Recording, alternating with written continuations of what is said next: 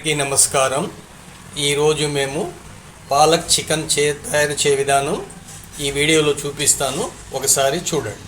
ముందుగా పాన్ పెట్టుకొని 3 గరిటెల నూనె పోసి వేడి అయిన తర్వాత గరం మసాలా వేసుకోవాలి.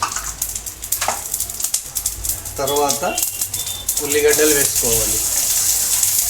తర్వాత కరివేపాకు వేసుకోవాలి.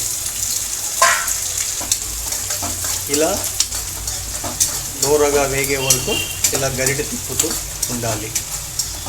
తర్వాత ఒక అర స్పూన్ పసుపు వేసుకోవాలి. ఇలా వేసుకున్న తర్వాత ఈ పసుపులో పచ్చివాసన పోయే వరకు మనం ఇలా తిప్పుతూ ఉండాలి. అద్రక్ లహసన్ మసాలా 1.5 స్పూన్ వేసుకోవాలి. 1.5 స్పూన్ వేసి అద్రక్ లహసన్ మసాలా పచ్చివాసన వెళ్ళే వరకు ఇలా మంచిగా ఫ్రై చేసుకుంటూ ఉండాలి. ఇప్పుడు చికెన్ వేసుకోవాలి. చికెన్ వేసుకొని మంచిగా ఈ ఆయిల్లోనే మంచిగా సుక్కగా ఫ్రై చేసుకోవాలి. దీంట్లో ఉన్న నీళ్ళంతా మనకి మొత్తం బయటికి వచ్చేంత వరకు మనం ఇలా గరిటె తిప్పుకొని దీంట్లో ఉప్పు వేసుకోవాలి. 1.5 స్పూన్ ఉప్పు వేసి మంచిగా ఇలా తిప్పుకొని మూత వేసి పెట్టిన తర్వాత దీంట్లో ఉన్న నీళ్లు మొత్తం ఇంకిపోయే వరకు మనం ఇలా చికెన్ని సిమ్లో పెట్టేయాలి.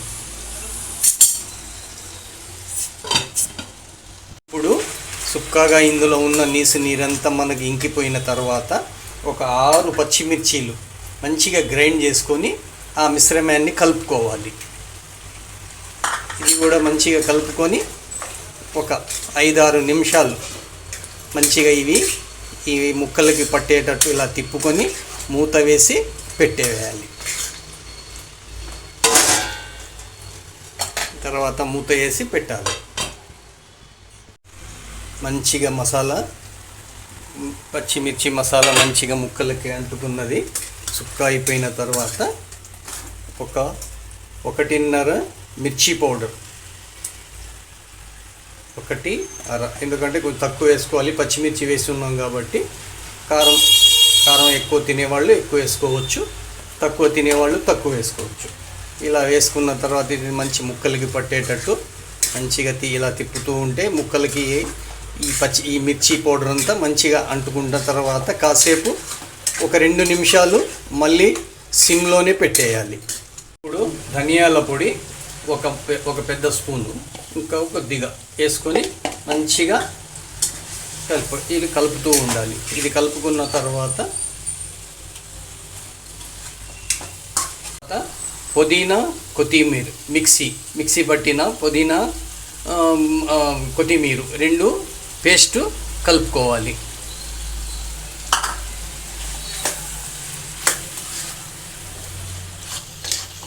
పిండిన నిమ్మకాయ 1 నిమ్మకాయ పిండిన రసం. తర్వాత 1 కప్పు పెరుగు వేసుకోవాలి. వేసుకొని ఇది మంచిగా కలిపెట్టాలి. కలుపుతూ ఉండి ఇప్పుడు మంటని కొంచెం హై ఫ్లేమ్ పెట్టుకోవాలి. ఇప్పుడు మంటని పెంచుకోవాలి. ఇప్పుడు 1 గ్లాసు నీళ్లు కలుపుకోవాలి. కలుపుకున్న తర్వాత మంచిగా ఇది ఎందుకంటే చికెన్ మంచిగా మెత్తగా ఉడకాలంటే 1 గ్లాసు నీళ్లు వేసుకోవాలి. ఇది మంచిగా ఉడికిన తర్వాత చికెన్ మెత్తగా అయిన తర్వాత పాలకూర 3 కట్టలు మంచిగా శుభ్రంగా కడిగి ఇలాగా తరిగి పెట్టుకోవాలి. కడుగు పెట్టుకున్న ఈ పాలకూరని ఇలా చికెన్లో వేసుకోవాలి.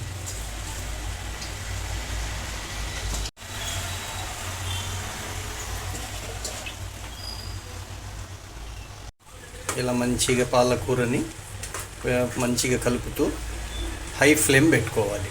హై ఫ్లేమ్లో పాలకూరని కాసేపు ఒక 5 నిమిషాలు ఉడకనిచ్చిన తర్వాత మంటని మళ్ళీ లో ఫ్లేమ్ చేసుకోవాలి.